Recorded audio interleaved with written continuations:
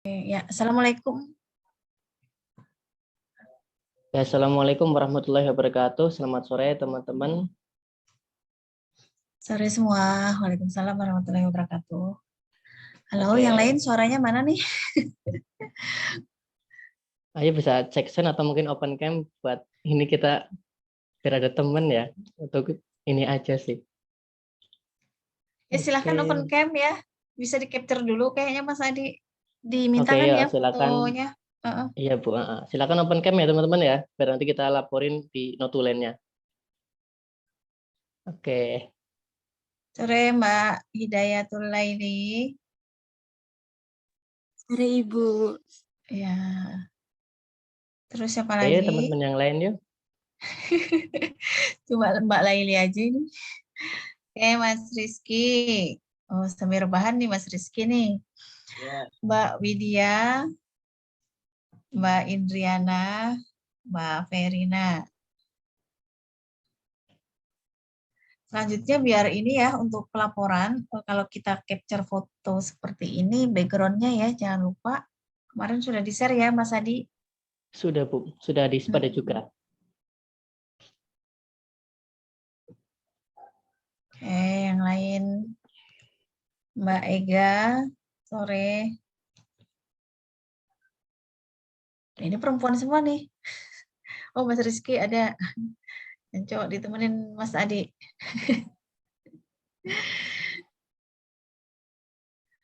Oke. Mungkin bisa di-capture Mas Adi. Sore Mas Rafael, Mas Radityo.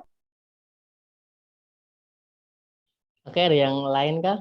Saya mau capture dulu ini. Teman-teman yang lain silakan bisa open cam biar kita capture dulu. Sepertinya sudah nggak ada ya. Oke, kita capture aja ya. 1, 2, 3. Oke. Sekali aja atau mungkin 2 kali, Bu? Ya monggo lah. Ya, udah Lagi sekali. sekali lagi aja ya. Oke. Sekali lagi. Pose bebas boleh, terserah. Hmm. Oke. Ayo. 1, 2, 3. Oke. Sip. Tak masukin ke notulen ya, teman-teman ya. Oke, aman. Jangan lupa setiap ini ya, setiap pertemuan ya Mas Adi ya. Oke, Bu. Oh, jadi setiap pertemuan kita adakan sesi foto bersama ya, Bu ya, sebelum dimulai ya. Iya, kalau nggak salah yang di-share sama Bu Proprini kemarin juga suruh ngisi kan presensi link link rekaman ya. Iya, Bu. Di Google Drive-nya itu. Sama foto juga kalau nggak salah. Iya. Oke, kita mulai saja untuk mempersingkat waktu ya. Udah ini Mas Adi? Sudah, Bu. Udah ya. Oke, untuk mempersingkat waktu kita mulai aja ya pertemuan kita hari ini. Selamat sore semuanya. Assalamualaikum warahmatullahi wabarakatuh. Waalaikumsalam warahmatullahi wabarakatuh. Saya pengen dengar suaranya nih. Mana ini yang lain? Sehat semua ya? Sehat-sehat Bu. Sehat ya. Terakhir kita ketemu hari Rabu ya. Oh ya, hari Sabtu kemarin diskusi industri ya. Gimana acaranya? Semuanya ikut kan ya Mas Adi ya, peserta ya? Tidak, Bu. Kemarin tak jadi sebar itu hanya berapa gitu yang ikut. Oh, nggak semuanya ya? Wajib kan itu ya? Harusnya wajib, Bu. Kemarin 24. Satu yang nggak ikut. Maksudnya yang kelas ini? Mohon maaf, Bu. Rumah saya samping jalan, jadi kalau ada ya. motor lewat jelas gitu. Kalau kelas ini dari 24 kemarin yang ikut dari 25 kemarin yang ikut hanya 24, Bu. Satu yang nggak ikut berarti. Oh gitu, berarti semuanya total hampir 8 kelas paralel ya.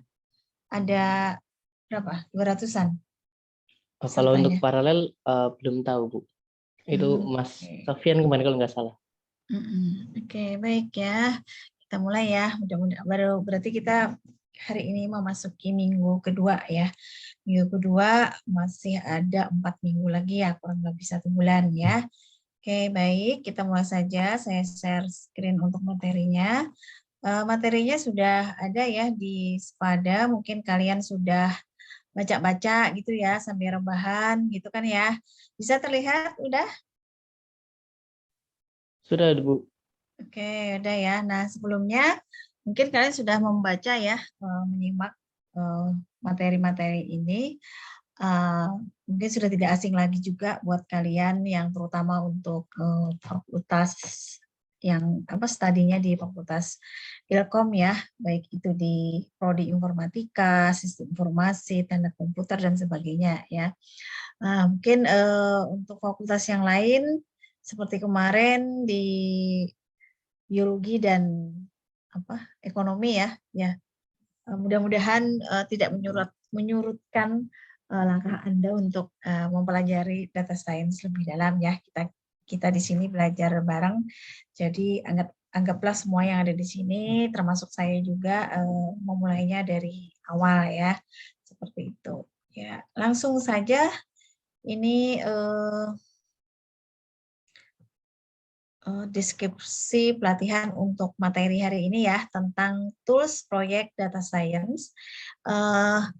Hari ini lebih ke arah teknis ya, mungkin nanti lebih banyak juga dijelaskan dibantu sama Mas Adi.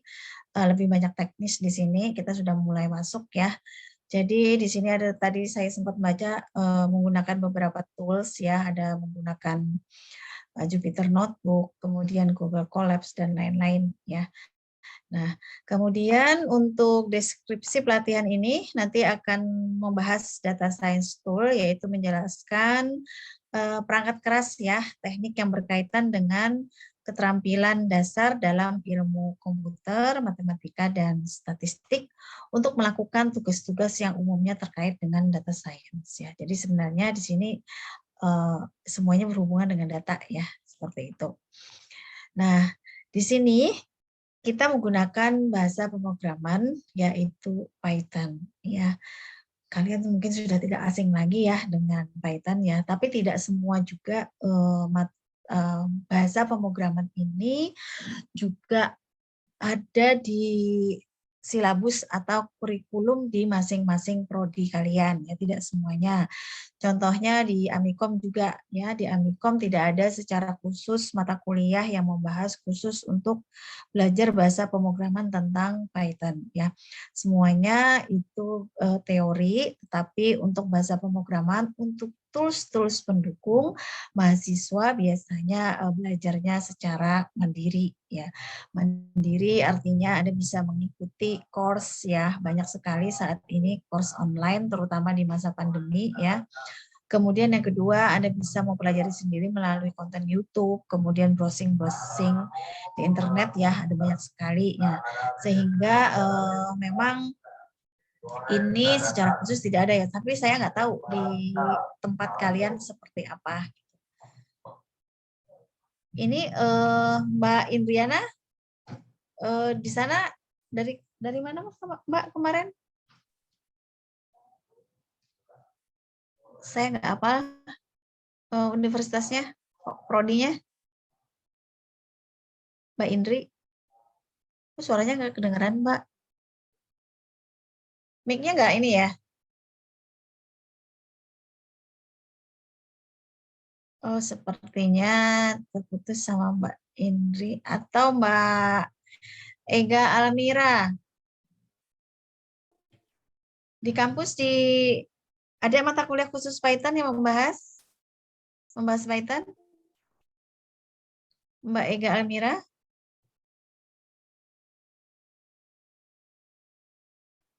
Kok suaranya nggak kedengeran semua ini? Mas Adi, kedengeran kan suara saya? Aman, Bu, terdengar, Bu. Aman ya? Kayaknya Mbak Indriana tadi mau ngomong, tapi nggak kedengeran ya Mbak suara saya. Apa mungkin di chat Mbak? Apakah di kampus Anda secara khusus sudah mempelajari tentang Python? Atau yang lainnya kalau terkendala dengan mic, silahkan Mbak Ega Almira, Mbak Indri. Ya Bu, boleh diulangi pertanyaannya. Oke, ya sebenarnya bukan pertanyaan ini sih ya, cuman pengen tahu aja di kampus Anda apakah ada mata kuliah ya yang khusus tentang data science atau data mining yang kemudian di dalamnya juga mempelajari bahasa pemrograman Python. Tidak, Bu. Tapi data mining diajarin sekarang semester 5.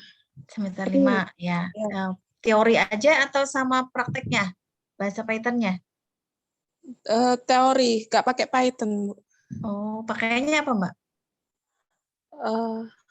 Teori aja ya? Ya teori, Oh. terus yang Anaconda gitu-gitu. Oh iya, Anaconda sama itu Python juga ya. Oh iya. Oke, ya berarti ada ya di mata kuliah data mining ya. Ya sama aja juga di Amikom ada di mata kuliah data mining, tetapi untuk bahasa pemrogramannya kita membebaskan mahasiswa untuk belajar mandiri, baik itu menggunakan R programming maupun Python ya. Oke, dari Mas Azim di chat secara khusus nggak ada sih Bu, cuman Python-nya lebih ke tentang aljabar linear Bu. Oke, ya. Memang tidak ada ya berarti ya. Oke. Tapi rata-rata biasanya mahasiswa itu cepat ya belajarnya, saya yakin kalian masih muda, masih umur ya belasan, 19, 20 ya. Ketika banyak sekali ya di konten-konten di YouTube, kemudian course secara online begitu, mudah ya untuk dipelajari seperti itu.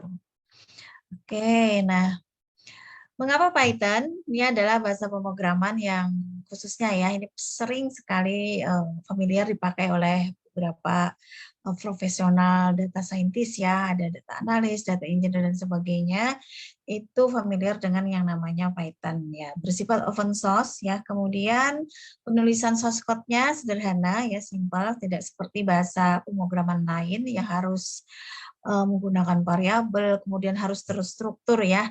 Tapi dengan Python itu lebih simpel, sehingga kenapa Python lebih senang ya, lebih digemari para programmer ya dalam development, terutama untuk berkaitan dengan data ya. Bersifat open source dan cross platform. Ini sebenarnya diluncurkan sejak tahun 1991 ya. Ini tadi cocok untuk pemula juga karena termasuk gampang ya mempelajarinya ya. Saya pun juga sebenarnya dari dulu nggak pernah belajar Python ya. Semenjak terjun di riset-riset yang berhubungan dengan data, maka mau tidak mau saya juga harus belajar juga sama seperti kalian ya. Sederhana tapi powerful ya, simple ya. Bisa mengatasi tas-tas yang cukup rumit dengan coding-coding yang cukup sederhana. Sehingga ya banyak orang yang menyukai menggunakan Python ya. Kemudian ini saya gedein aja ya. Sebentar.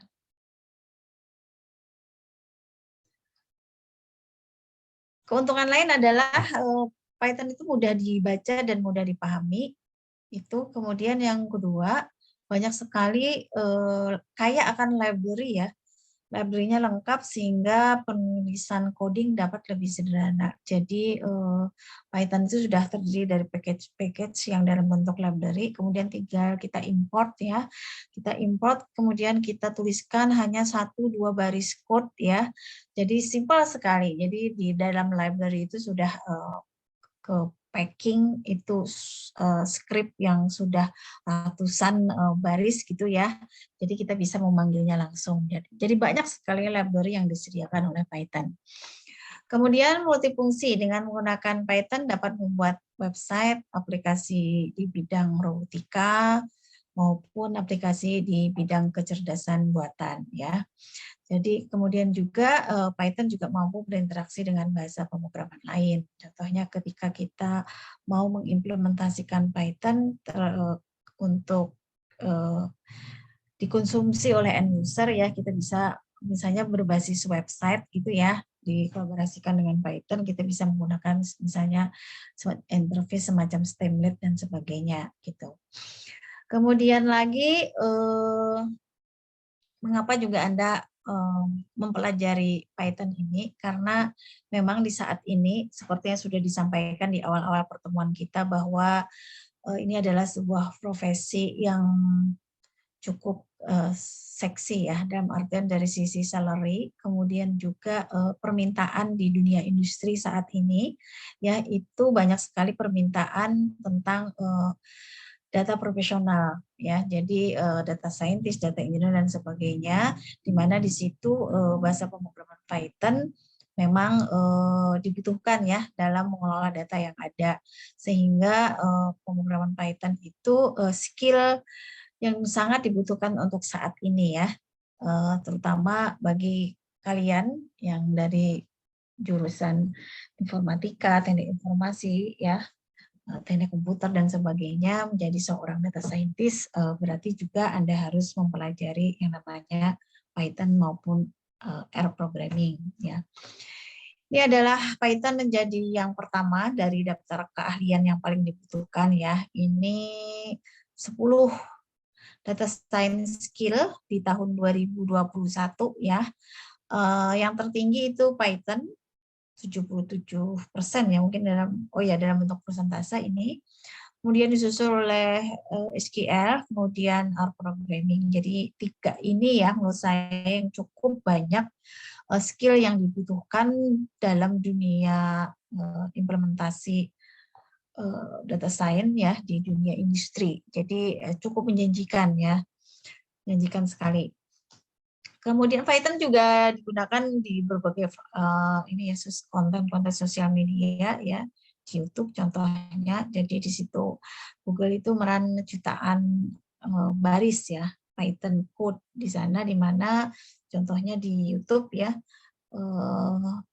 Jadi di mana Python itu cukup banyak berinteraksi ya terhadap aplikasi-aplikasi yang berkembang saat ini ya.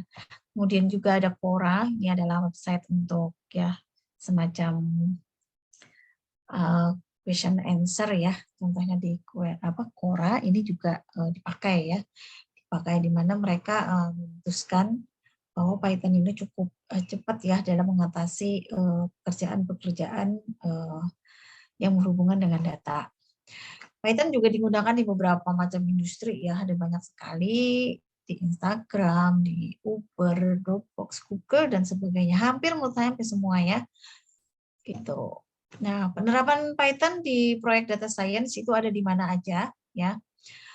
Kemarin kita sempat menyinggung ya beberapa tahapan dalam metodologi data science ya. Di sana ada data eksplorasi, kemudian data preprocessing, data cleansing, dan data modeling. Nah, di mana Python ini hampir dipakai di semua metodologi yang ada ya.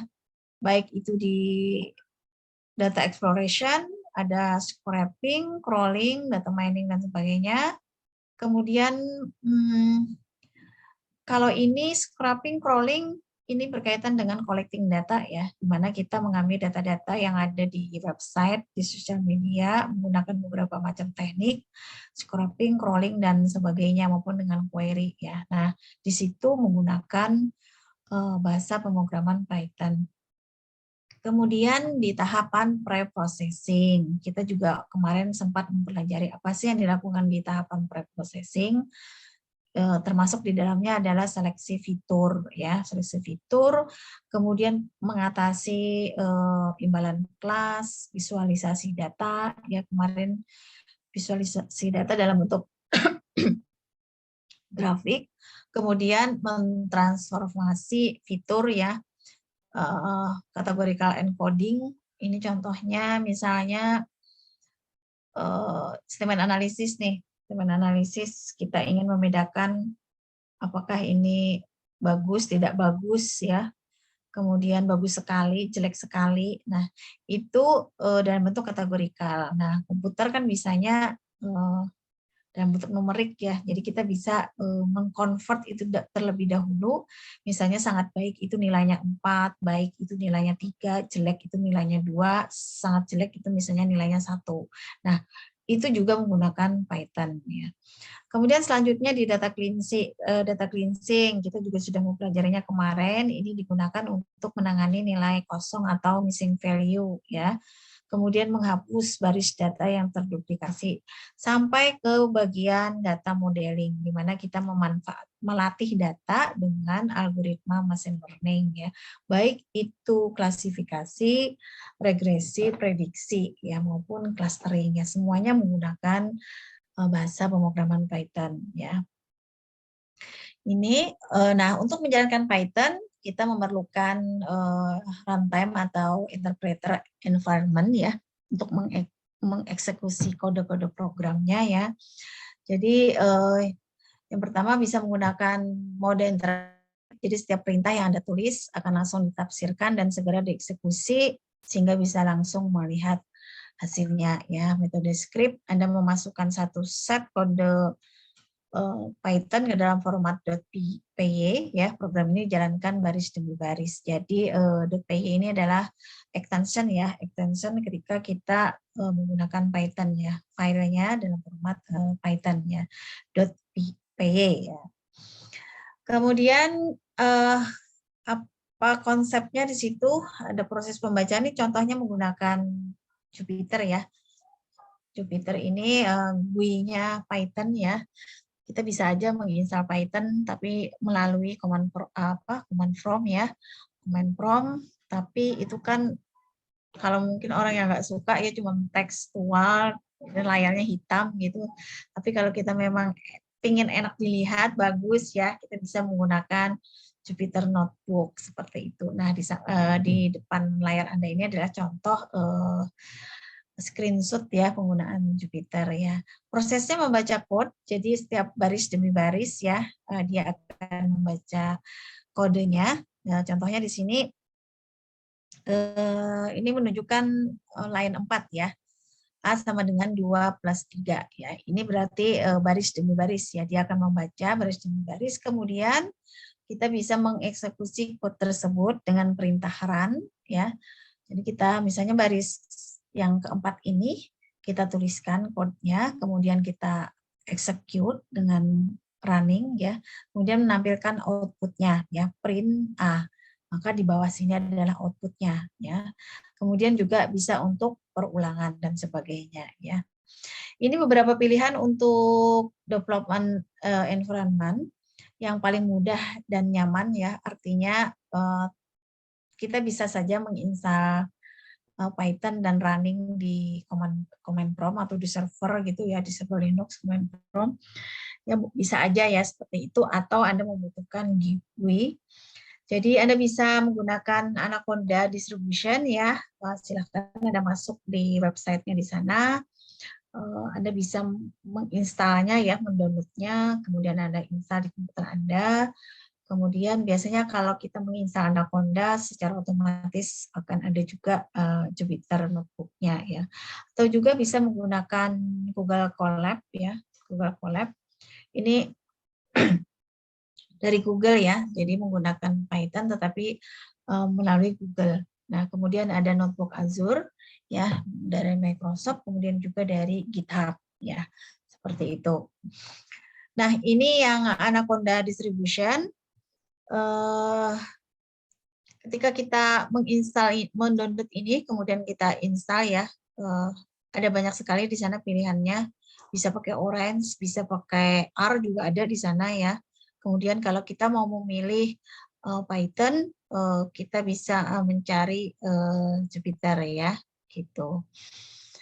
Ada yang sudah pernah menggunakan ini? Sudah ya?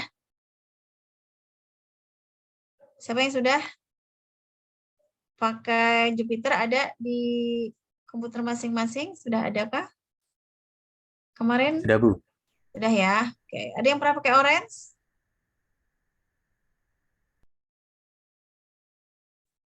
Ada yang udah pakai Orange? Oh, belum. Orange itu saya pernah pakai beberapa kali, tapi jarang juga ya.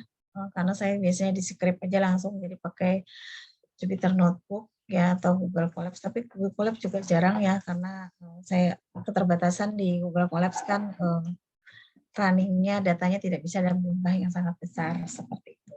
Ya. Ini Jupyter Notebook, ini lingkungan pemrograman yang interaktif berbasis web yang mendukung berbagai bahasa pemrograman termasuk Python ya. Ini banyak digunakan oleh para peneliti dan akademisi untuk pemodelan matematika, machine learning, analisis statistik dan untuk pengajaran pemrograman ya. Simpel sekali Jupyter Notebook ketika kita menginstal Anaconda tadi maka kita bisa memilih di sana Jupyter-nya ya. Secara otomatis nanti akan terinstal di localhost Anda ya. Nah, di situ ada berbagai macam ya, ada code, ada heading dan sebagainya ya. Script dapat ditulis dalam bentuk code. Nah, jadi ini adalah algoritmanya ya, yang formula matematisnya. Kemudian juga saya ke scroll ya. Nah, tadi.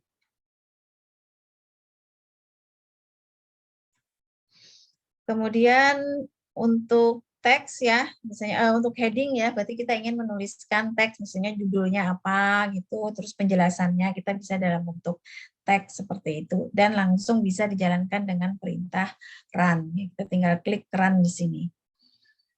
Kemudian selain itu, ini contoh ketika kita menggunakan Python untuk di Google Colab ya, di Google Colab ini online ya. Karena ini online ya harus terkoneksi dengan internet ya. Jadi ini bisa ditulis juga dalam bentuk code dan teksnya sama kita menjalankan dalam bentuk run. Cuman run-nya di pojok ya. Jadi bukan di atas seperti Jupyter tadi, tetapi ini di pojokan ya.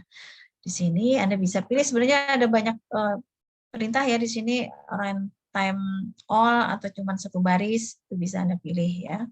Seperti itu. Oke, ini saya lihat di chat ya. Baru install saja, Bu. Oke, Mbak ini. Nah, setelah ini sudah diinstal ya, Mbak Indriana dan lainnya bisa mempelajari lebih dalam tentang Python. Ini modulnya, jangan lupa Anda simpan ya modul-modul ini ya. Jadi selain di Spada, itu saya harap kalian menyimpannya ya, entah itu di komputer kalian atau Anda simpan di drive ya.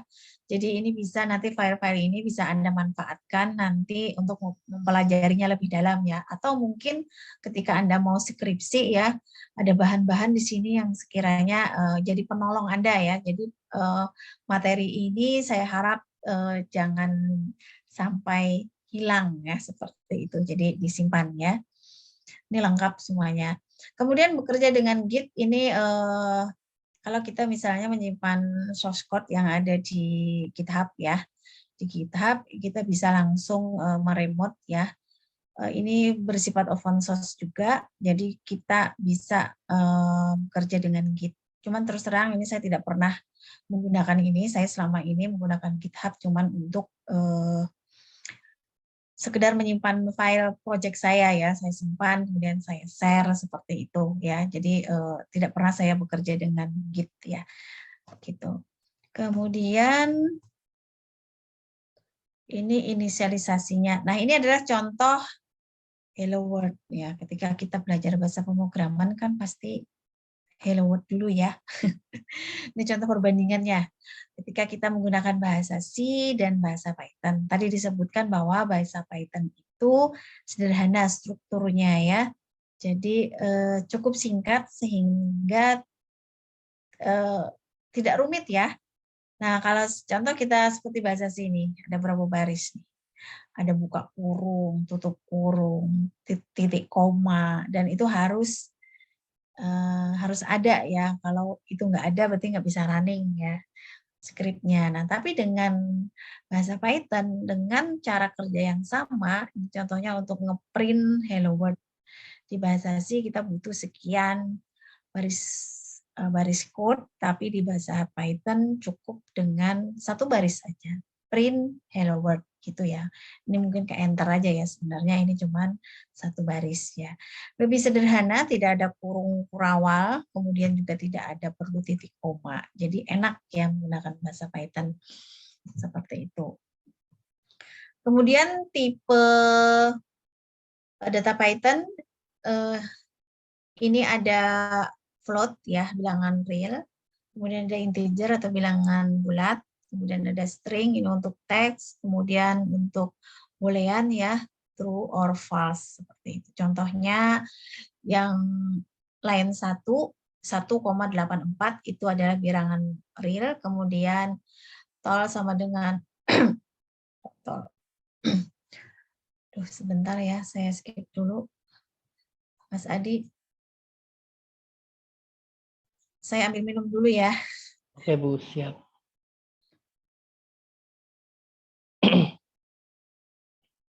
Oke teman-teman, sambil nunggu ibunya, boleh sambil presensi ya, yang belum presensi.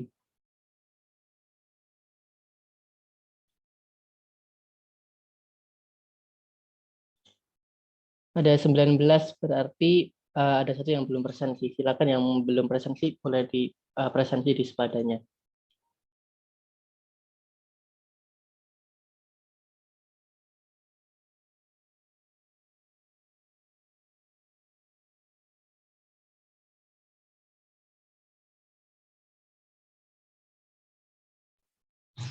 Oke, baik, lanjut ya. Ya, sampai di sini ada yang mau ditanyakan nggak? Ini baru berapa slide kita? Berapa slide ini barusan? Baru slide ke-23 ya. Oke. Ini contoh data real ya. Tipe data real ini tadi contohnya. Kemudian selanjutnya, ini masih contoh datanya ya. Ini tipenya misalnya 11 integer ya. Kemudian type 21,213 itu float. Kemudian Hello Python itu adalah string ya. Sepertinya untuk tipe data kayaknya nggak ada masalah ya. Hampir semua bahasa pemrograman mengenal tipe data dan kurang lebih sama gitu ya. Ada yang ditanyakan sampai di sini? Anda sudah familiar? Ya, silahkan. Cukup, Bu. Cukup, oke. Selanjutnya ini tipe data real ya.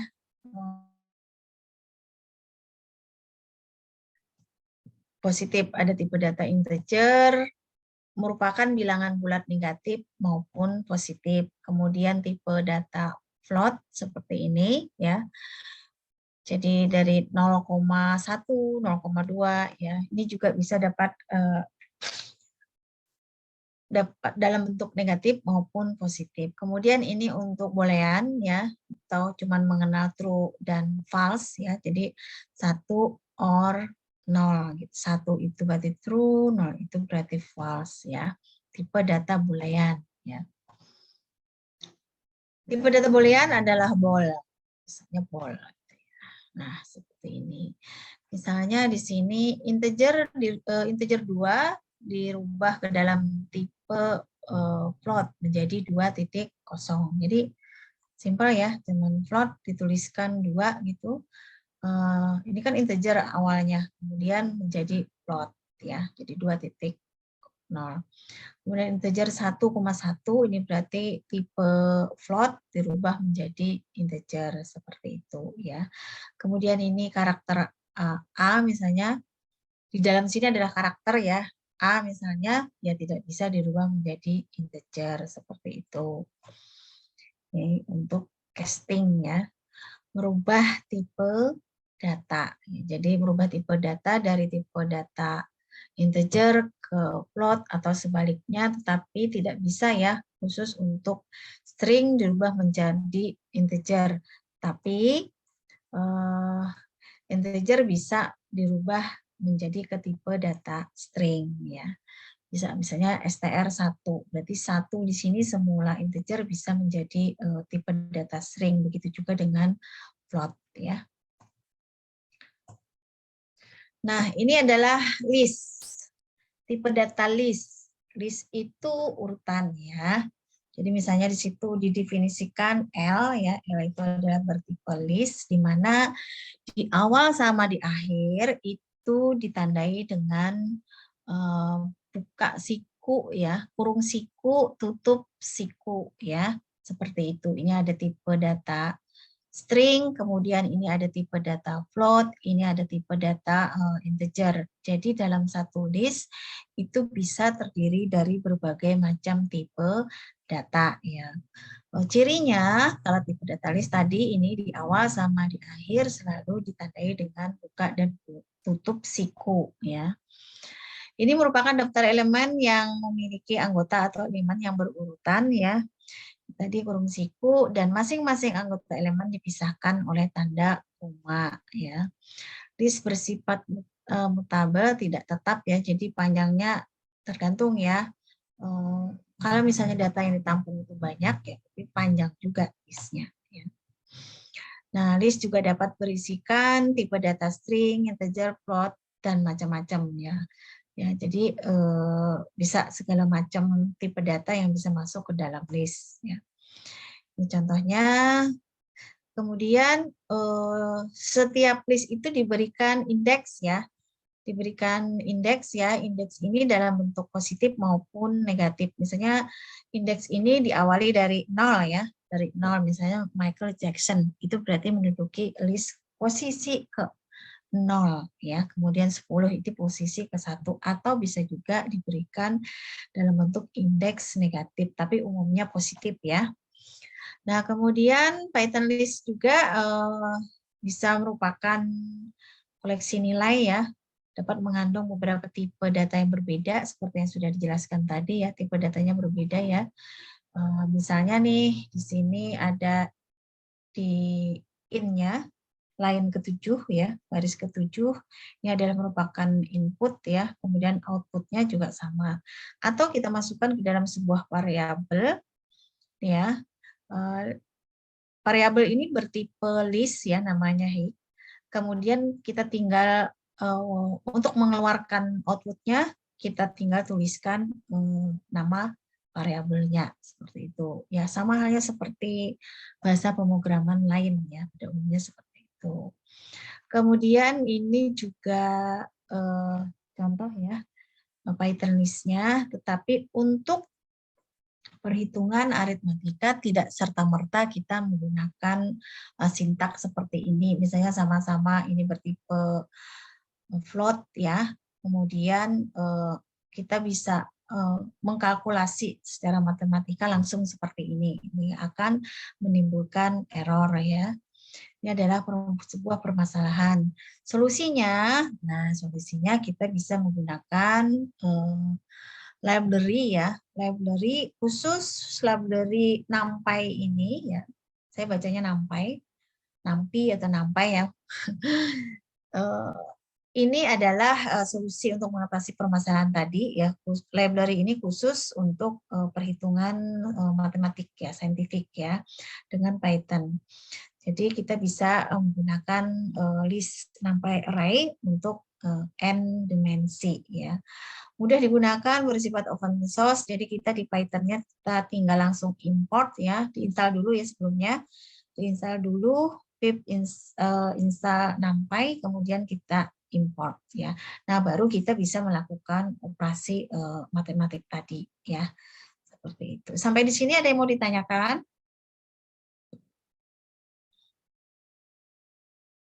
Halo, ada yang mau ditanyakan sampai di sini?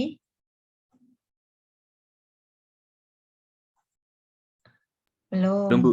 Oke, lanjut ya. Kemudian, oke, ini selanjutnya untuk data yang lain ya. Pengolahan data dapat berupa berbagai macam bentuk formatnya. Bisa dokumen, bisa gambar, video, suara, angka, atau teks. Kalau yang tadi kebetulan kita dalam bentuk angka ya. Nah, ketika data-data tersebut diproses, tidak secara mentah-mentah dibaca sebagai video atau audio, tetapi sudah dilakukan proses transformasi dalam bentuk array atau metric of number. Jadi di sini array-nya ini minimal ada 2 dimensi. Jadi kita komputer itu kan tidak bisa mengolah video, gambar langsung kita masukkan ke komputer, ke mesin, mereka bisa mengolahnya, enggak ya. Jadi ditransformasi dulu ke dalam bentuk angka-angka ya, dalam hal ini menggunakan matrik ya. NumPy dapat juga digunakan untuk membuat array berdimensi n. Contohnya seperti ini tadi ya.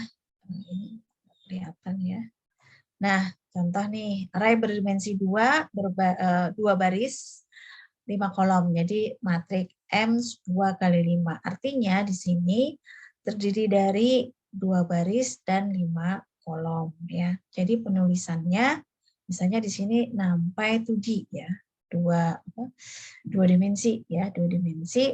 Maka kita tinggal tuliskan dalam bentuk array list ya. Kemudian di sini ada satu list, kemudian kita kasih koma, kemudian ada list lagi, kemudian ditutup oleh list yang keseluruhan. Ya, ini berdimensi n. Kemudian selanjutnya modul yang lain ya, library yang lain ada Scipy. Ini merupakan library juga bersifat open source ya. Scipy ini dibangun untuk bekerja dengan NumPy array dan menyediakan kumpulan algoritma numerik ya, termasuk pemrosesan sinyal, optimasi, statistik, dan library matplotlib untuk visualisasi data. Ya. Jika library belum terpasang, silahkan Anda instalasi. Nah, enaknya kalau pakai kita menggunakan Google Colabs ya, itu biasanya sudah langsung ada ya, kita tinggal panggil aja ya. Tapi beda kalau kita menginstal sendiri Python di komputer kita ya, nanti kita harus sering install, nanti import seperti itu ya. Terutama untuk yang baru menginstal, nanti akan sering sekali nanti Anda membutuhkan library itu. Kemudian Pandas. Pandas ini library yang digunakan untuk data ya. Jadi kita punya data, sekumpulan data, kemudian untuk membaca data tersebut kita gunakan library yang namanya Pandas ya. Pandas juga berhubungan dengan NumPy ya. Jadi memang semuanya itu berhubungan ya. Jadi kalau kita sudah nginstal ini pasti ngikut-ngikut ya yang lainnya ya. Jika belum terpasang maka diinstal dulu, kemudian baru diimport ya. Ini digunakan untuk data wrangling ya, pengambilan data, kemudian juga data cleansing ya. Di sini data wrangling bisa untuk splitting data ya. Splitting data itu kalau kita di data training, kita mau memisah data training, data testing, data evaluasi itu kita menggunakan splitting. Kemudian kita menggabungkan data, kita menggunakan joining ya. Di situ menggunakan Pandas ya. Itu kemudian ini representasi data menggunakan Pandas. Misalnya nih kita punya data ya, terdapat 2 buah objek ya, series dan data frame. Series ini dalam bentuk 1 dimensi seperti tadi, dalam bentuk list ya, array. Ini 1 dimensi, contohnya NP tadi kan sudah NumPy ya, jadi import NP ya, NumPy. Kemudian ini dalam bentuk data frame, ini berbentuk 2 dimensi ya, 2 dimensi 1,2, 3,4. Jadi kalau di print outputnya array-nya 1,2, terus 3,4 atau seperti ini nih ya, kita ibaratkan seperti ini ya, ada baris dan ada kolom ya. Ini Pandas. Pandas juga bisa digunakan untuk membaca file dalam berbagai macam format ya, format CSV, file-file teks ya, Excel, database SQL dan lain-lain ya. Jadi kita bisa dalam bentuk file-file seperti ini ya. Umumnya seperti ini ya, dapat file ya. Misalnya kita punya crawling gitu, habis itu ada kita jadikan JSON, kemudian JSON kita convert misalnya ke CSV atau langsung pada saat crawling scraping langsung di-convert ke CSV, kemudian di Python gimana nih cara bacanya. Nah, kita bisa menggunakan library Pandas ya. Di situ dalam bentuk akhirnya dalam bentuk baris dan kolom. Ya. Nah, kurang lebih seperti ini. Ya, kita membaca nih misalnya nih import Pandas as PD ya. Artinya kita mengimport Pandas ya, kemudian Pandas itu kita beri nama PD ya, kemudian kita bentuk variabel namanya tab. Tab ini digunakan untuk membaca file tadi, filenya kebetulan namanya tab.csv. Nah, kemudian ini sudah dibaca ya, read CSV, dibaca, kemudian disimpan ke dalam variabel tab ini tadi, kemudian tabnya ini sebagai output, maka hasilnya akan seperti ini. Nah, ini adalah data, ini baru baca data ya, belum proses yang lain, sehingga di sini perlu sekali library Pandas ini. Jadi hampir Pandas ini tidak pernah tidak dipakai, pasti dipakai ya untuk pembacaan data ya. Gimana kita mau mengolah data kalau kita tidak bisa menampilkan data yang kita punya ya, tentu kita sangat tergantung kepada library yang berhubungan dengan Pandas ya. Kemudian Matplotlib ya, saya kok agak susah ya kalau baca ini ya, sering ke ini lidahnya. Matplotlib ya, ini library Python untuk visualisasi ya. Kemarin minggu kemarin sudah saya jelaskan ya, kita tuh dengan data yang kita miliki, kita ingin melihat nih data kita itu sebarannya seperti apa, datanya seperti apa ya. Nah, kita visualisasikan dulu. Nah, di sini ada library yang namanya Matplotlib ini tadi ya. Ini juga berhubungan dengan NumPy dan Pandas ya, karena itu berhubungan dengan data. Jadi kalau misalnya belum terpasang, berarti harus diinstal dulu ya. Kemudian kita import ya. Jadi nanti di Matplotlib ini ada banyak visualisasi ya. Contohnya kita bisa menggunakan bar chart, kemudian dalam bentuk line chart, kemudian atau scatter plot. Jadi dalam bentuk titik-titik seperti ini ya. Jadi kita bisa melihat sebaran data seperti itu. Ini dalam bentuk lain ya, contohnya nih. Year ini adalah ya sumbu X, kemudian price ini adalah sumbu Y gitu. Kemudian saya ingin melakukan plotting ya antara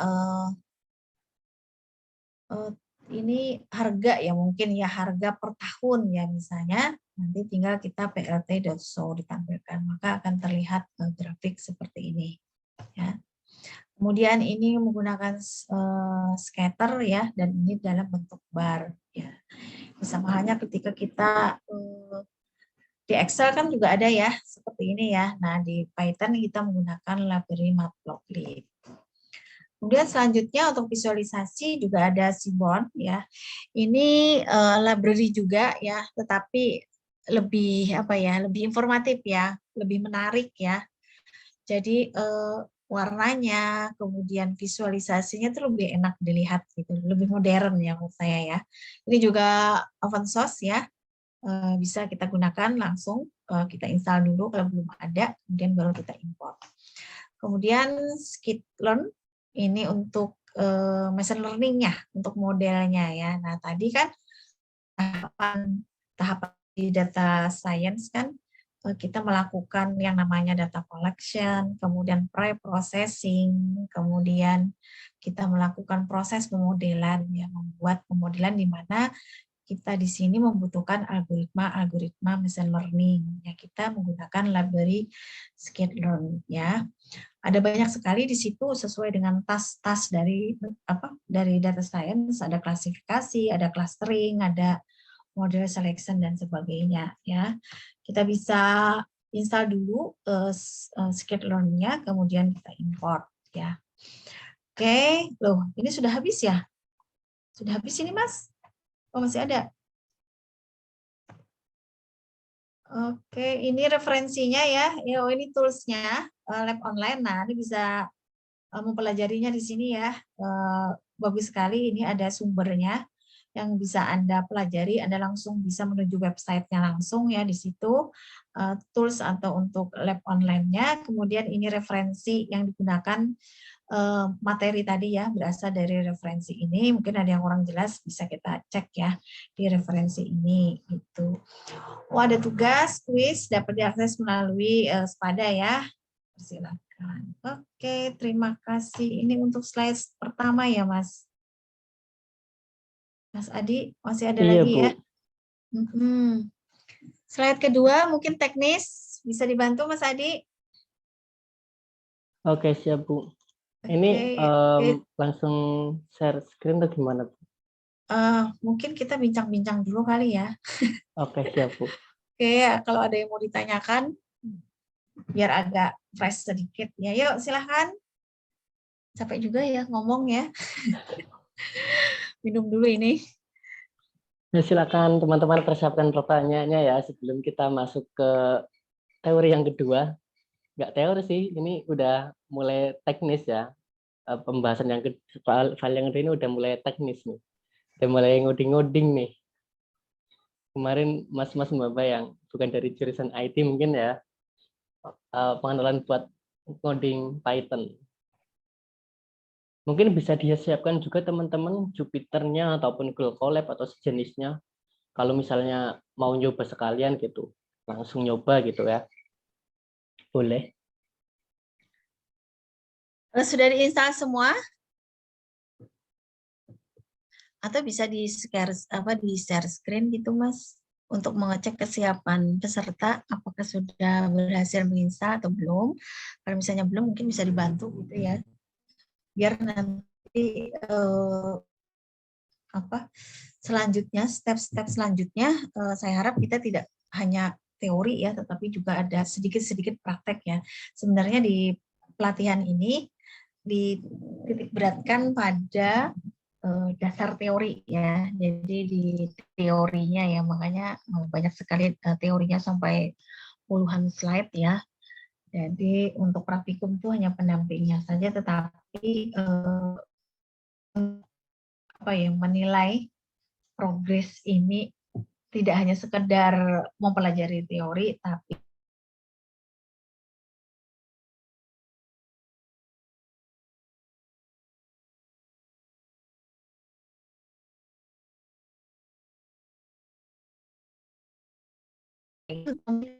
tools yang sudah ada, entah udah siap atau belum nih. Karena kan memang di awal sebelum Anda mendaftar kan sudah dikasih tahu ya spek hardware yang harus Anda persiapkan gitu ya, dan juga softwarenya.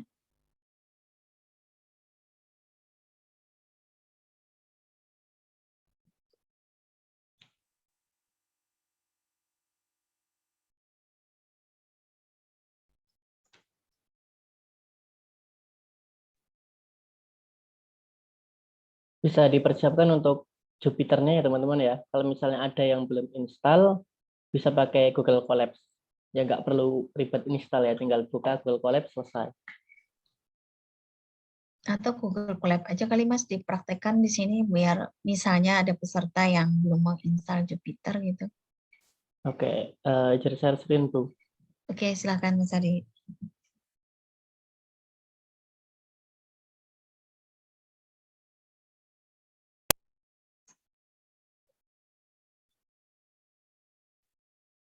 Udah kelihatan atau belum ya teman-teman ya? Izin konfirmasi.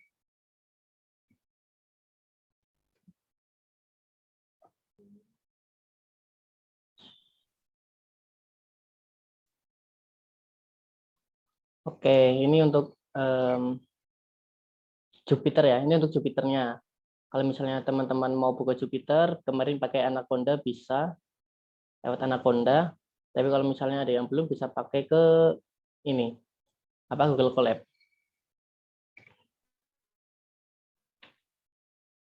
Coba yang ini saya mau buka yang Anaconda dulu ya.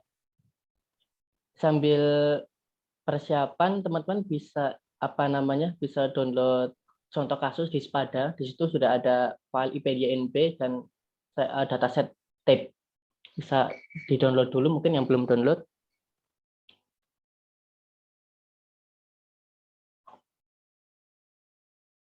Sini ya teman-teman ya.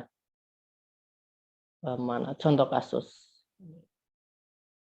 Silakan di-download dulu, nanti diekstrak. Ada 2 file. Ada itu yang file IPYNB yang nanti kita buka di Jupyter atau di Google Colab, yang itu ini ada datasetnya.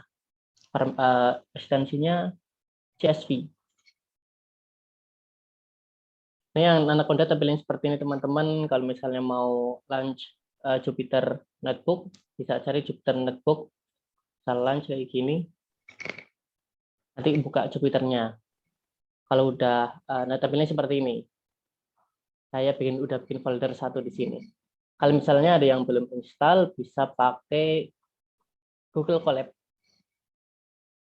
Caranya bisa langsung ke ini ya, website Google Colab. Yang penting ada akun Google aja gitu.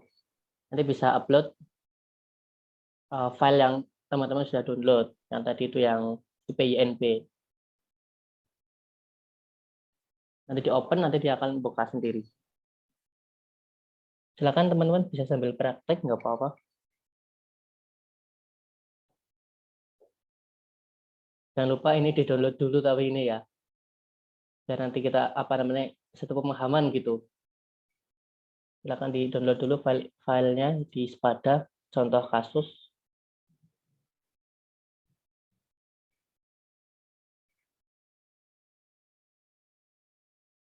Nah, seperti ini. Ini tampilan di Jupyter, tampilan di Google Colab. Kalau ini tampilan di Jupyter. Hampir sama sih aja nih. Nggak jauh-jauh beda. Cuma kalau Jupyter dia offline, kalau Google Colab online gitu. Oke, kalau Mas Adi sukanya yang mana, Mas? Biasanya pakai Jupyter sih, Bu. Jarang pakai Google Colab. Jarang ya, iya. Saya malah jarang banget pakai Google Colabs. Karena saya ngerunning datanya banyak, jadi nggak bisa. Jadi harus offline. Tergantung koneksi juga sih, Bu. Kalau lemot, lama jadinya.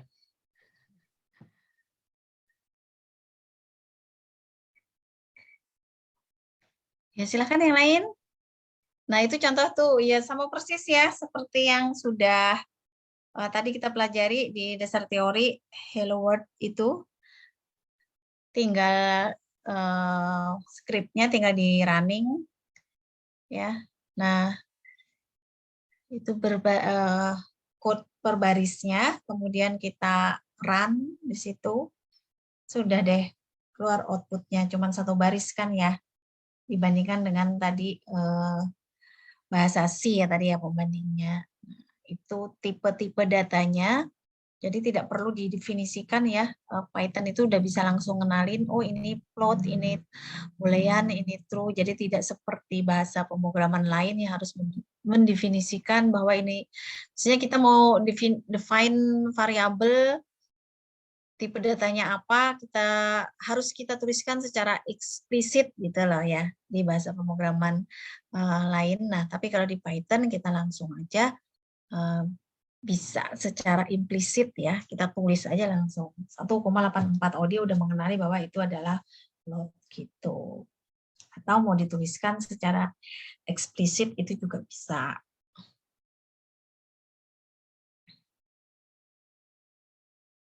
Kita sampai jam berapa ini, Mas? Ini baru belum ada jam 5 ya? 16.41, Bu. Iya, belum ada jam 5. Oke, sampai setengah 6, minimal 90 menit ya.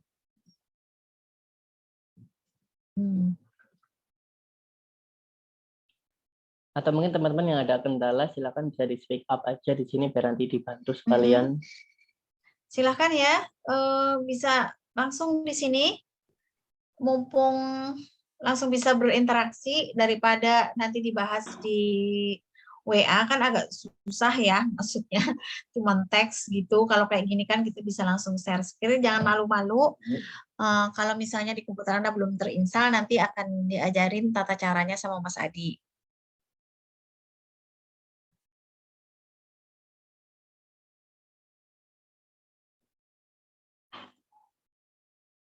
Atau mungkin praktek ini dulu ya, Bu ya. Praktek gimana cara upload file yang tadi di-download di Spada ke Jupyter atau ke Google Colab-nya, Bu ya. Oke, ya boleh. Halo, ini yang lain masih online kan ini? Saya khawatir kita cuma ngobrol berdua, Mas. Oke, online. Ya, ayo presensi. Di absen, Mas. Jangan-jangan kita cuma ngobrol berdua aja di sini sama Mas Adi. Oh, berkurang, Bu. Tadi udah sampai 22 padahal, Bu. Sekarang tinggal 15. Oh, 15. Aduh, gimana nih? Takut coding atau gimana? Jangan takut coding ya. Saya juga belajar sama.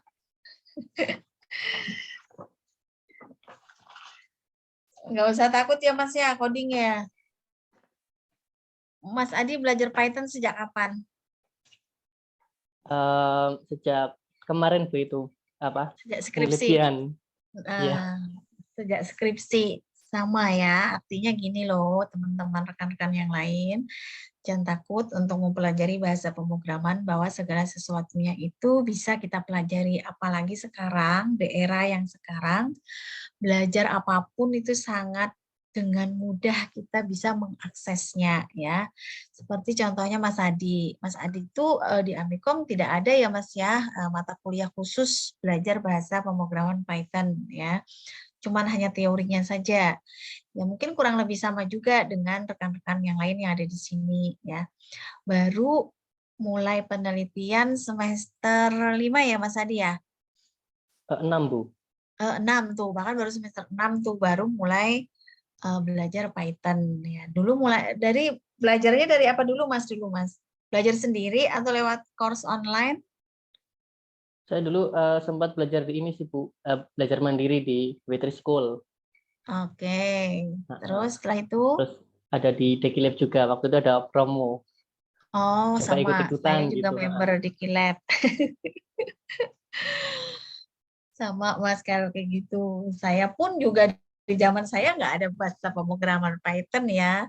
Jadi mulai-mulai belajar Python itu 2 tahun terakhir lah ya. Sering-sering riset di bidang apa data science. Jadi mau nggak mau ya belajar juga. Dulu juga sama kayak Mas Adi, kursus online, sering-sering nonton YouTube ya. Kursus online-nya saya di Kilab apa di Kilab itu dulu Mas. Terus di Coursera.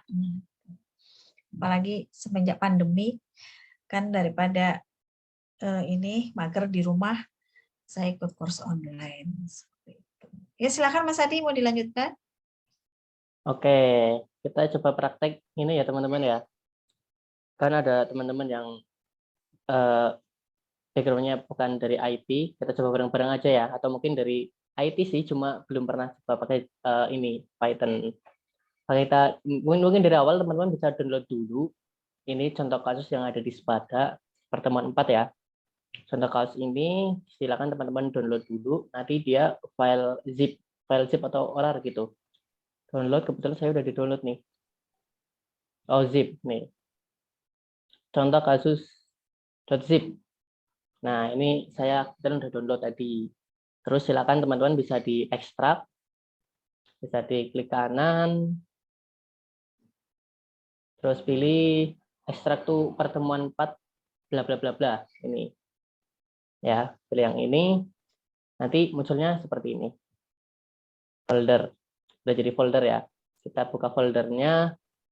Ada 2 file nih. File yang pertama itu file .ipynb. Ini yang nanti kita buka di Jupyter atau di Google Colab. Yang isinya kode-kode Python itu tadi. Terus yang kedua ini ada file CSV namanya tab. Isinya ini data-data. Data ya ini. Yang tadi ada Indonesia, Malaysia, dan seterusnya. Ini yang nanti kita olah datanya. Gitu. Ini pasti kan teman-teman udah download 2 ini ya. Mohon maaf kalau suaranya ada rada keganggu karena rumah saya dekat banget sama jalan gitu teman-teman ya. Oke, kalau udah punya 2 file ini, silakan teman-teman, aku menjelasin ini dulu ya, yang Jupyter Notebook-nya ya. Jadi teman-teman bisa buka Anaconda-nya, terus bisa launch ini Jupyter Notebook. Kita klik yang ini.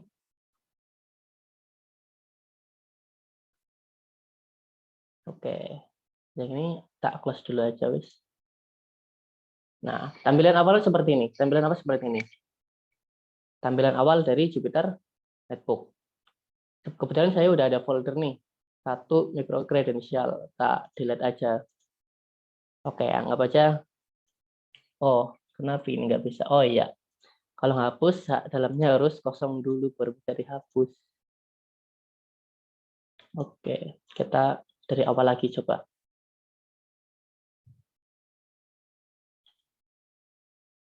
Oh.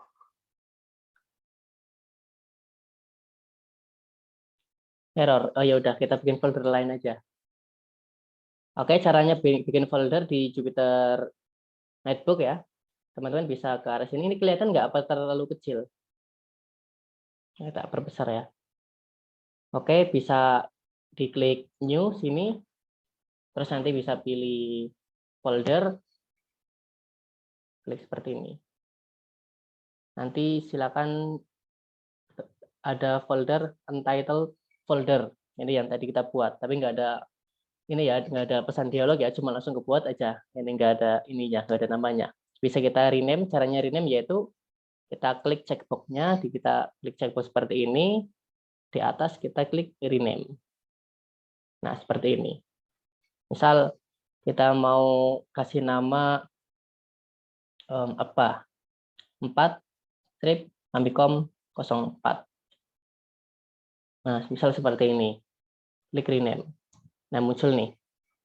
Ini cari tadi cara buat folder ya di Jupyter Notebook. Kita buka foldernya, di sini terlihat masih kosong. Kita bisa upload nih, bisa upload 2 file yang udah kita download tadi. Kita klik upload. Nah, muncul dialog ya, kotak dialog seperti ini. Silakan teman-teman arahkan ke folder yang teman-teman ada filenya tadi. Tadi kan saya ada di folder pertemuan 4, contoh kasus nih. Silakan teman-teman di drag aja kayak gini untuk biar semuanya ya. Satu-satu juga nggak apa-apa. Semuanya kayak gini, terus klik open. Nah, nanti muncul seperti ini. Kita klik upload. Upload. Selesai seperti itu.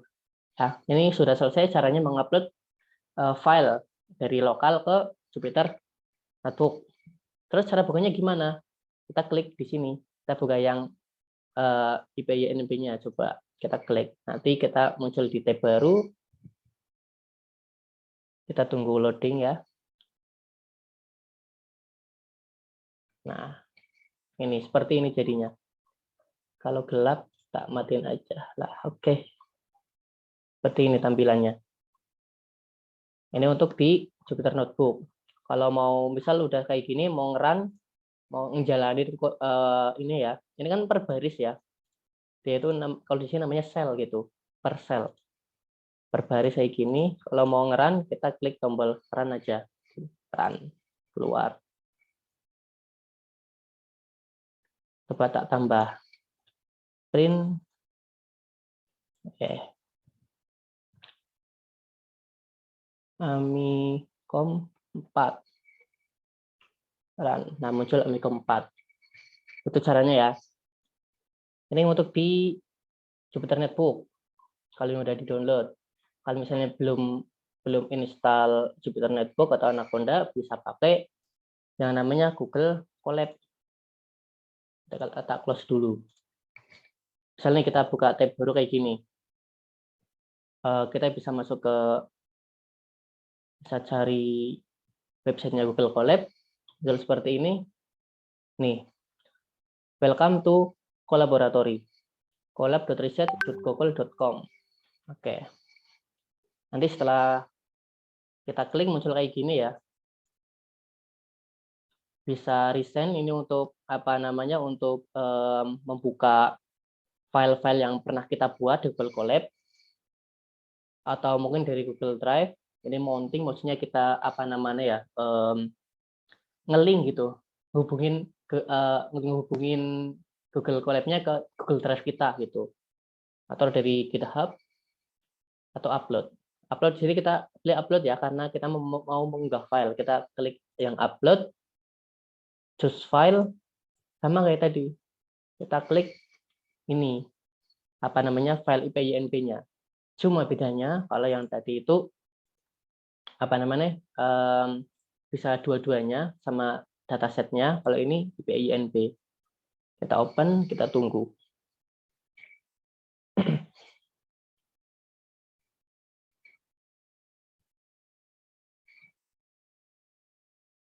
Kalau pakai Google Colab ini pastikan koneksi internet ya, soalnya dia kan online gitu ya. Jadi koneksi internet itu berpengaruh ke kecepatan kita eksekusinya gitu. Kita eksekusi kodenya. Oke, ini masih loading.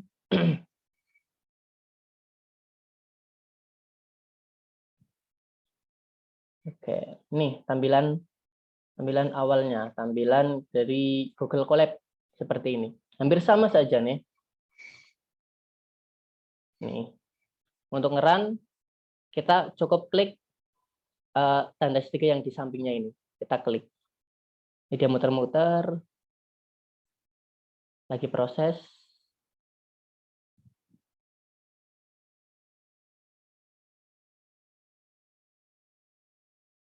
Rada lama ya koneksi saya berarti ini.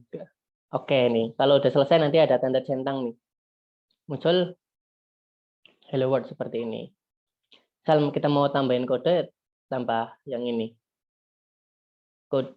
Nah, contoh sama kayak di print Amicom 04. Kita execute. Nah, seperti ini. Bersama. Terus untuk upload filenya gimana? Untuk upload filenya kita bisa di sebelah samping ini ya. Nah, pilih yang ini. Yang file. Yang ikonnya kayak icon folder. Kita bisa masukin ke sini. Di sini juga ada sampel data. Kita bisa masukin ke sini. Bentar, saya lupa nih. Soalnya saya jarang pakai Google Colab ya teman-teman ya. Kita belajar bareng-bareng aja ini. Oke, kita ke ikon ini, terus kita klik kanan, upload.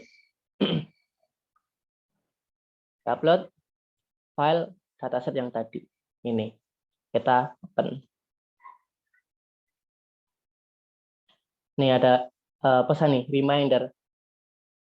File yang sudah diupload akan terdelete ketika runtime terganti gitu ya. Maksudnya kalau misalnya komputer shutdown, kita buka lagi atau gimana itu nanti datanya hilang. Nah itu nggak enaknya pakai ini Google Colab. Tapi kalau misalnya pengen permanen, bisa kalian simpan di Google Drive, nanti di mounting sama Google Drive ini. Nanti dia bakal nge-link ke Google Drive kita. Jadi bisa buka data-data di Google Drive kita seperti itu. Ini untuk cara upload filenya di Google Colab. Oke, sampai sini dulu. Ada pertanyaan teman-teman? Silakan minta konfirmasi ya. Kalau misalnya ada kurang jelas, silakan ditanyakan. Atau kalau misalnya terlalu cepat, bisa interupsi.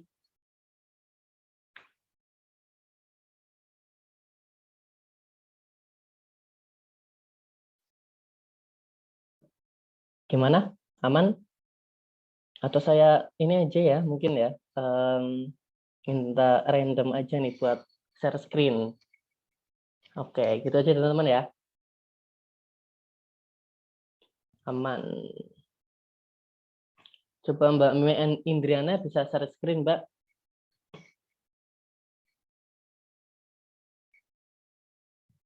Tak stop dulu nih ya. Oke.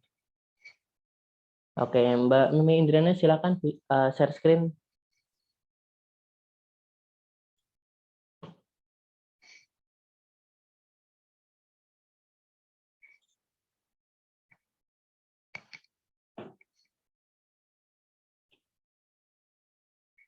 Oke, udah kelihatan. Mbaknya ini pakai Jupyter Notebook ya? Bisa open mic, Mbak.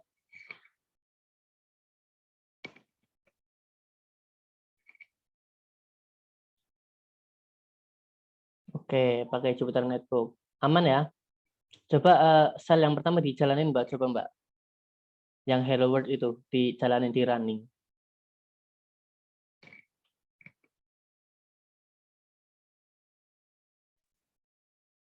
Ke bawah lagi, Ada Mbak. Mbak Klik yang Indriana bisa share screen. run. Oke, sip. Jadi ya teman-teman ya, ini untuk Jupyter Notebook-nya, cara menjalankannya seperti itu. Dan kalau Jupyter Notebook ini dia offline, dia nyimpen di lokal komputer kita gitu. Jadi kalau misalnya kita cari-cari itu ada file di komputer kita gitu. Kalau jangan takut kalau misalnya nggak ada internet atau mati listrik ya aman. Tapi kalau Google Colab perlu internet. Tapi kalau yang ini Jupyter Notebook ini nggak bisa ini, setahu saya itu nggak bisa ini loh teman-teman, nggak bisa kolaborasi sama teman yang lain. Misal tim ya satu kelompok kayak misal kemarin udah bagi kelompok ada satu kelompok 3 anak gitu kan. Kita mau kolaborasi bareng. Kayaknya kalau pakai Jupyter ini nggak bisa karena dia lokal ya. Tapi kalau pakai Google Colab sepertinya bisa. Gitu. Oke, cukup Mbak Memi Indriana. Terima kasih. Bisa di stop sharing. Oke, coba yang lain ya. Mungkin ada yang pakai Google Colab. Bisa ditunjukkan. Ada nggak yang pakai Google Colab? Ada, Mas. Mbak Nakia. Oke, coba Mbak Kia bisa share screen. Ngecek aja gitu. Kalau misalnya aman kan, oh berarti udah bisa save aman gitu. Oke, Google Colab. Coba dicalin Mbak yang Hello World, yang tadi yang A. Oke, aman gitu ya. Itu cepat enggaknya dia execute tergantung koneksi internet. Setahu saya seperti itu. Jadi kalau misalnya mau import library yang rada besar gitu, nanti biasanya butuh waktu gitu ya. Oke, cukup Mbak Mutmainah, terima kasih bisa stop sharing. Ada yang pakai lain, mungkin yang lain selain Jupyter Notebook atau pakai Google Colab, ada yang lain nggak? Pakai Spider mungkin atau pakai Orange atau apa gitu?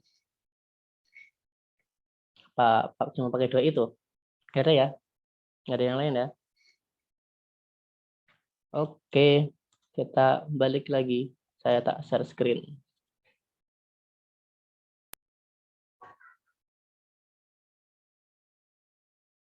Mana?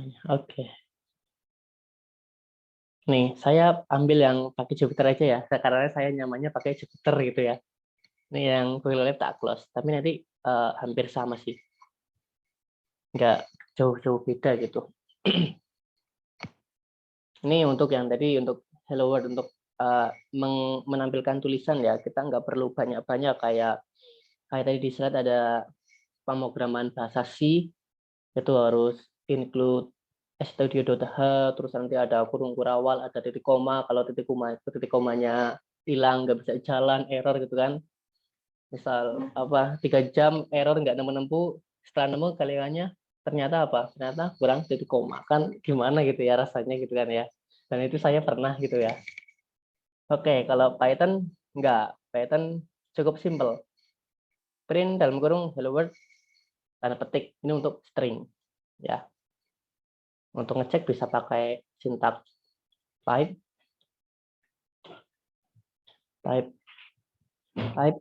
hello world seperti ini. Oke, str maksudnya string ya. Coba ini kalau misalnya tulisannya kecil bisa atau enggak? Oh, error. Dia kayak sensitif ya teman-teman ya. Maksudnya kapital sama enggak itu dia beda gitu. Misal A besar, ada variabel A besar sama A kecil, itu dianggap dua variabel yang berbeda gitu.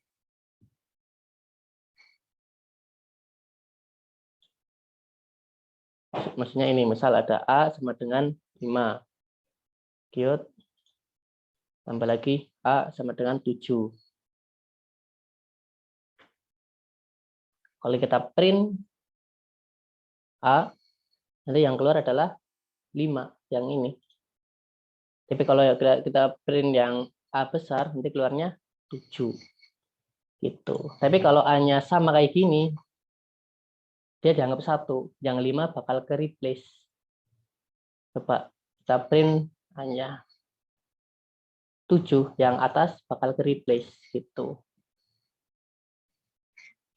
Gitu. Sedikit spoiler ya teman-teman ya, sebelum nanti bakal jauh bahas yang lain.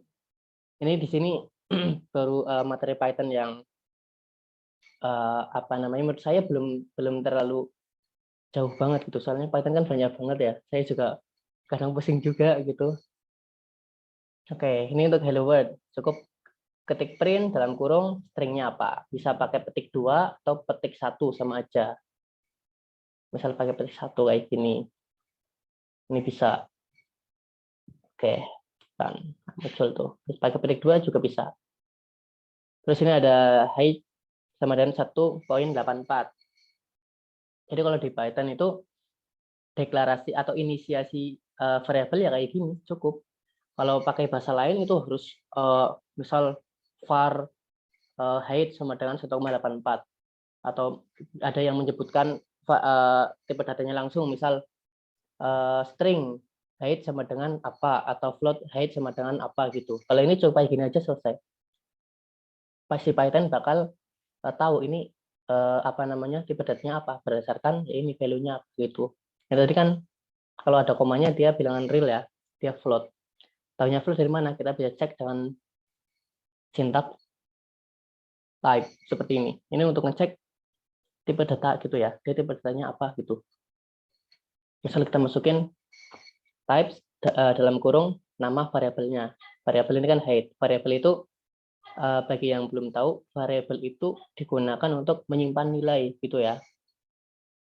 Variabel digunakan untuk menyimpan nilai. Nah, seperti ini. Nah, dalam penamaan variabel itu juga nggak sembarangan saja nih sih, ada apa ya, ada aturan-aturan tertentu gitu. Walaupun nggak bagus sih, cuma yang memudahkan gitu. Sebaiknya bikin variabel yang deskriptif gitu. Jadi nggak cuma asal nulis A, B, C, ini A maksudnya apa, B maksudnya apa. Kalau misalnya mungkin kita kerja sendiri nggak masalah. Tapi kalau misalnya ini dikasih ke orang lain bakal bingung. A ini maksudnya apa, B maksudnya apa. Tapi kalau kita bikin variabel yang deskriptif, jadi teman bisa tahu, oh ini variabel apa, oh variabel apa gitu. Oke. Sebagai contoh, ini saya udah lama nggak main Python ya teman-teman ya. Maafkan kalau misalnya nanti ada yang error gitu. Misal kita mau cari luas ini persegi panjang, kita bikin variabel panjang bangun sama dengan 5, lebar bangun sama dengan 4 misal. Hasil sama dengan panjang bangun dikali lebar bangun. Nanti bisa tambah print hasil. Print hasil. Oke, seperti ini. Kita coba execute. Nah, 20 hasilnya. Gitu ya. Ini kan maksud saya tadi ini yang deskriptif untuk membuat variabel. Jangan cuma A, terus sini B kayak gini. Kalau misalnya kita ngerjain sendiri nggak masalah. Tapi kalau misalnya teman yang lain kan bingung gitu. Ini A maksudnya apa, B maksudnya apa gitu kan. Gitu. Dan untuk pengenalan variabel, teman-teman bisa explore sendiri masalah itu di ini W3 School yang sudah saya share di grup ya. Ini cukup lengkap menurut saya ini. Nanti ada masalah komen, variabel, tipe data, dan seterusnya. Nah, oke, kita lanjut. Ini tipe data boolean. Tipe data boolean itu isinya cuma 2. Kalau nggak true, ya false gitu. Terus ada variabel, ada height 1, ada height 2, height 3, height 4 gini. Dengan nilainya masing-masing seperti itu. Nah, di sini ada masalah. Terlalu banyak data masukan untuk tipe data yang sama, ini menyebabkan tidak nyaman nih.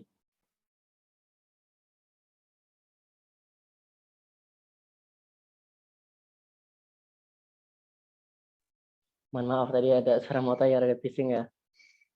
Nih, kalau kebanyakan kayak gini, tipe datanya sama, peruntukannya juga sama-sama untuk height. Kalau misalnya terlalu banyak kayak gini, dia jadi kurang efisien gitu. Dilihat juga nggak enak gitu. Ini baru 4 nggak masalah. Kalau misalnya datanya ada 100, mungkin kan terlalu banyak gitu. Membuang-buang waktu. Jadi kita bisa pakai list nih, pakai list. List itu apa namanya? Bisa menyimpan tipe data yang sama maupun berbeda gitu ya. Dan dia bisa diubah gitu. Nih, dari yang tadinya seperti ini, height 1 sama dengan 1,84 sampai height 4 sama dengan 1,90. Nanti bisa dimasukkan ke list kayak gini. Buat pembatas, dia pakai koma.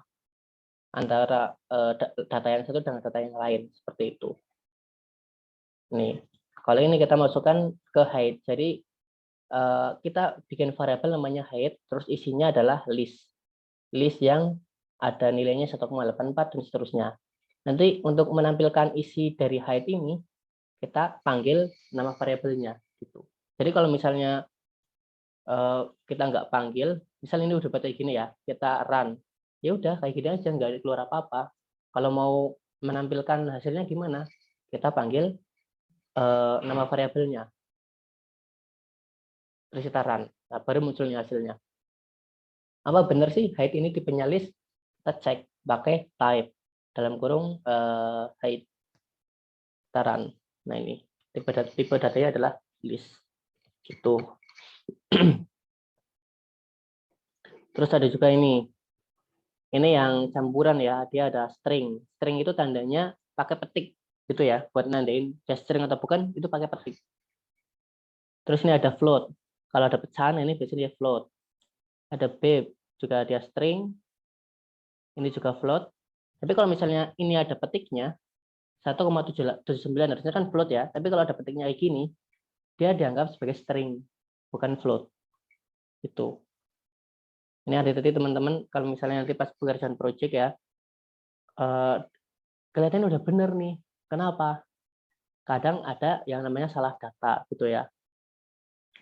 Salah tipe data maksud saya. Nggak bisa disamain gitu. Dan seterusnya ini ada float, ini ada string juga. Ini disimpan dalam variabel FEMS. Untuk menampilkan kita panggil aja nih variabelnya FEMS. Nanti bakal keluar isinya kayak gini. Kalau misalnya kita mau nampilin yang AB aja gimana gitu. Ini kan banyak nih, ada AB sampai 1,90. Kalau mau nampilin yang value-nya AB aja gimana? Kita bisa pakai FEMS, pakai setting FEMS. Nah, kayak gini. Buka kurung tepurung, indeks. Kita run. Error. Wait. Nah, oke. AB ini maksudnya indeks ya. Indeks itu kita mulainya dari 0, teman-teman ya. AB ini dia indeksnya 0. 1,84 dia indeksnya 1. BEP ini indeksnya 2, dan seterusnya. Selalu kalau indeks itu dimulai dari 0. Kalau misalnya kita manggil yang FAMS, terus 1 sini, dia bukan muncul AB, tapi muncul yang ini, 1,84. Oke, nah 1,84. Gitu, itu indexing kayak gitu. Kalau ditanya, indeks 1 nilainya berapa? 1,84. Karena indeks dimulai dari 0. Indeks 0 berapa? AB. Gitu. Jadi teman-teman ya, itu untuk indeks. Oke, di sini walaupun ada data 1, 2, 3, 4, 5, 6, 7, 8, ada 8 data, tapi indeksnya itu ada 6, ada 7. Indeks 0, 1, 2, 3, 4, 5, 6, 7. Gitu. Indeks selalu dimulai dari 1. Ini indexing, gunanya untuk kalau misalnya kalian mau nampilin value tertentu dari sebuah list gitu ya.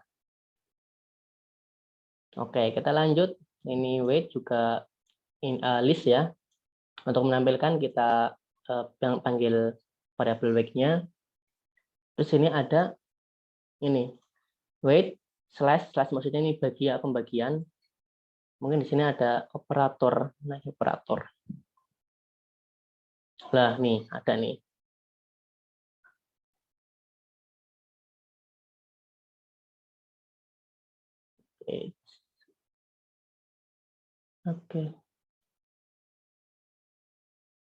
Oke nih. Kelas ini operator untuk pembagian nih, division, pembagian ya.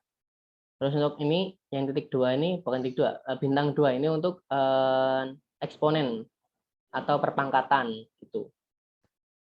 Baik, di sini kita tipenya di sini ada list, di sini juga list. Ya, kita coba cek. Type baik kayak gini. Kita run. Kita tadi belum ini ya. Oh iya ini. Kita run dulu jangan lupa. Nah, tipenya dia list. Yang height tadi juga list. Oke, list. Kita langsung pakai langsung sembarang, langsung kayak gini. Dibagi terus dipangkat, nggak bisa nih. Ada errornya nih. Unsupported operand types for exponent or POW. List and integer. Ini list ya, ini list, yang ini juga list, dan sini integer. Ini nggak bisa. Solusinya pakai NumPy ya. Library dasar untuk perhitungan saintifik. Di sini untuk kita bisa pakai apa namanya NumPy array untuk n dimensi. Nah, NumPy ini kalau di sini kita harus install ya. Kita kalau misalnya mau ngambil atau mau manggil ya, mau manggil library itu caranya pakai import nih. Import NumPy. Sebenarnya kayak gini aja cukup. Import NumPy, itu aja cukup. Cuma kalau misalnya kita mau gunain, nanti kita tulisnya kepanjangan NumPy apa gitu. Biar kita mudah, nggak terlalu panjang, kita kasih yang namanya nama alias ya. Nama alias. Gitu. Kalau misalnya ada namanya panjang, apa gitu. Ini bisa disingkat biar memudahkan. Nah, gini. Ini di sini panggilnya kita np. Merujuk ke sini. Kalau kita nggak ada, cuma gini aja. Ini nggak bisa np, bisanya NumPy kayak gini. Ini kan terlalu panjang kalau misalnya banyak nih. Kita singkat jadi np. Ini namanya nama alias gitu ya. Kita run. Oke, di sini kita ada variabel np_height. Terus kita pakai array dari NumPy untuk membuat array dari list height yang tadi kita buat. Yang ini ya. Kita bikin NumPy array. Kita run, terus kita panggil. Nah, ini array. Kayak gini hasilnya ya. Karena ada beda sama tadi ya. Ini ada tulisan array-nya, kalau yang tadi nggak ada nih. Nah, ini kan nggak ada yang height. Nah, ini. Coba kita cek tipe datanya, coba. Type np weight. np weight. Oh, salah, sorry. Tadi yang kita run itu yang np height, yang untuk tinggi. Yang np height, yang di sini kita belum running, makanya dia error gitu.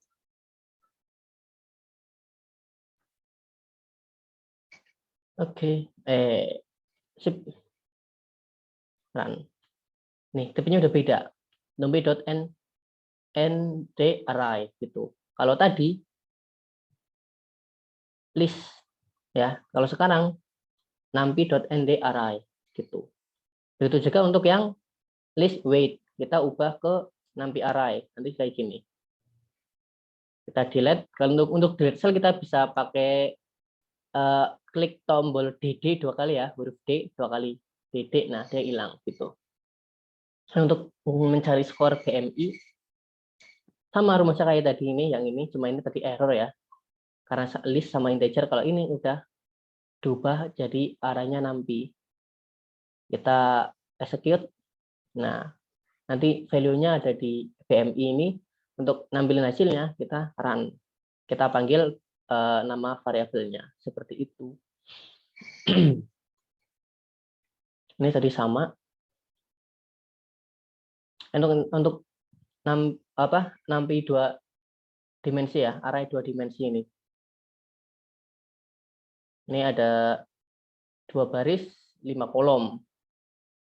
Buatnya gimana? Misal np_3d. 2d yang nomor 2 misal. np array dalam kurung. Nah, kayak gini dulu biar nggak pusing gitu ya. Ulangi dalam kurung terus. Nah, kayak gini. Tanda kurung siku. Terus nanti baru diisi nilainya yang weight sama height yang tadi. Bisa di copy aja. Copy masukin. Oke. Kasih koma. Data yang ini kita masukin. Nah, seperti itu. Kita run. Ini belum di execute, sorry. Nah, kita coba yang ini. Oke. Nah, seperti itu. Ini untuk np_2d ini nama variabelnya ya. Ini nama variabel kita panggil. Terus kita panggil fungsi shape. Shape ini untuk ini apa namanya? Menunjukkan D itu array berapa sih? Metrik berapa? 2,5, 2 baris 5 kolom gitu. Oke, ini ada Skype. Terus ini ada Pandas juga. Oke, ini untuk NP series ya. Tadi kan ada 2 tuh. Untuk NumPy itu ada Pandas bukan NumPy ding. Lupa. Oke, ini ada series, ada data frame. Ini untuk data frame, ada yang series. Ini untuk Pandas. Oke. Sekarang kita mau ini upload dataset yang tadi kita download gitu.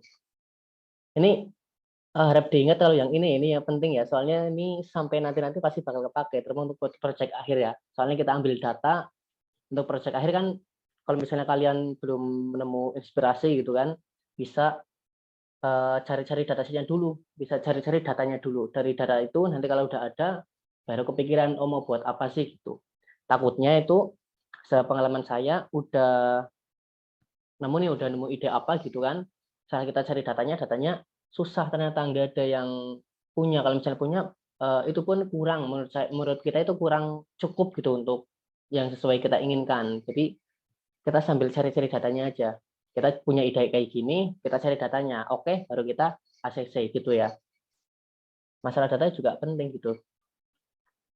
Oke, di sini kita import pandas. Sama kayak tadi untuk mengimport library, kita mau import library pandas, kita ketik import pandas as PD. PD ini nama aliasnya, pandas ini nama library-nya. Oke, kita bikin variable type, gunanya untuk ini, menampung file CSV-nya. Jadi kita dengan sintak PD, maksudnya pandas ini ya, .read.csv. Read.csv ini kayak fungsi di dalam pandasnya gitu. Jadi pandas itu kan library itu. Nah, di dalam library itu banyak fungsi-fungsinya gitu maksudnya. Oke, di sini read.csv ini buat apa ya? Namanya buat membaca file CSV. Terus dalam kurung kita masukin file name atau nama dari dataset yang ingin kita baca. Tadi kan kita punya dataset ini ya, tab.csv ini, kita punya data ini. Jangan lupa ini diupload dulu datanya. Kalau nggak ada, misal ini di sini, ini tak jalin ya, tak aran. Sorry. Oke, ini aman ya, tak jalin ya. Kalau misalnya di sini kita hapus, nggak ada ya, kita running di sini, dia masih error. Nah ini nggak ada. Karena kita nggak ada datanya di sini, makanya kita harus upload dulu gitu datanya. Oke, udah ada di sini, baru kita bisa gunain. Ini kita panggil variable type untuk menampilkan untuk menampilkan data yang ada di file tab.csv ini. Nah, gini. Sama kayak tadi yang sebelumnya. Kalau di sini misal dari data ini kita mau nampilin negara aja. Ini kan ada name, terus ini nggak ada namanya mungkin ya. Terus ada negara, populasi, area, ibu kota. Sini kita mau nampilin yang negara aja. Nah, kayak gini, kita panggil variabelnya apa, buka siku, terus dalam kurung ini, nama atributnya ini. Tuh, nanti bisa muncul. Ini juga sama, ibu kota, dan sebagainya. Itu untuk pandas. Terus ada matplotlib, ini untuk plotting ya, untuk membuat grafik gitu. Misalnya di Excel tuh biasanya kan gampang, tinggal insert chart gitu ya. Ini kita ngoding bikinnya ya. Kita jangan lupa ini import matplotlib.pyplot as plt. Di sini dia ini namanya dia kok beda ya. Tadi kan cuma banyak ya, nggak ada titiknya ya. Import pandas.pd, import nampi.np gitu aja ya, nggak banyak ya. Kok ini ada titiknya, gimana ini maksudnya apa? Ada di mana? Nah ini maksudnya kita mau import fungsi pyplot di library matplotlib. Jadi di dalam library matplotlib itu kan ada banyak fungsi gitu ya. Nah di sini kita mau import yang pyplot gitu.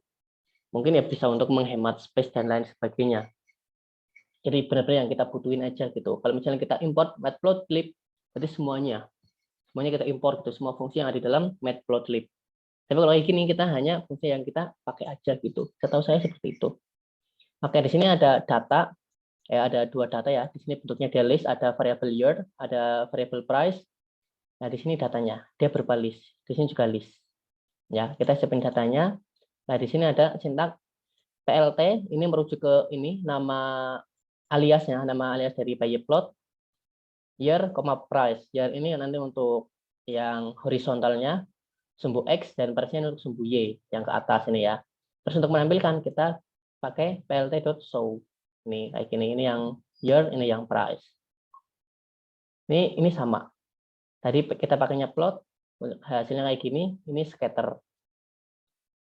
Terus scatter seperti ini. Terus ada bar chart. Udah selesai seperti itu. Ada yang ditanyakan teman-teman? Terkait codingnya? Serasa belum sempurna kalau belum nyobain sendiri gitu ya. Gregetnya itu kurang. Kalau belum nemu error itu belum mantap gitu. Jadi coba aja teman-teman ya.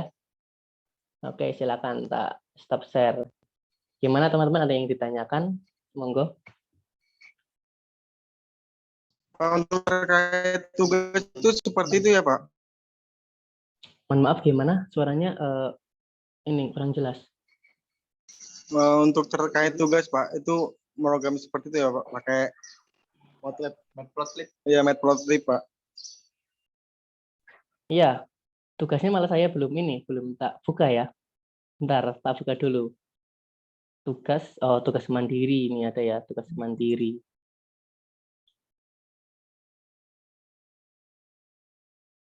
Sama sih, harusnya sama seperti tadi itu sih. Kan ada contoh kasus biasanya nggak jauh-jauh dari itu sih.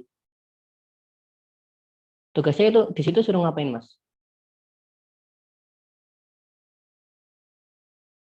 Mas Yogi.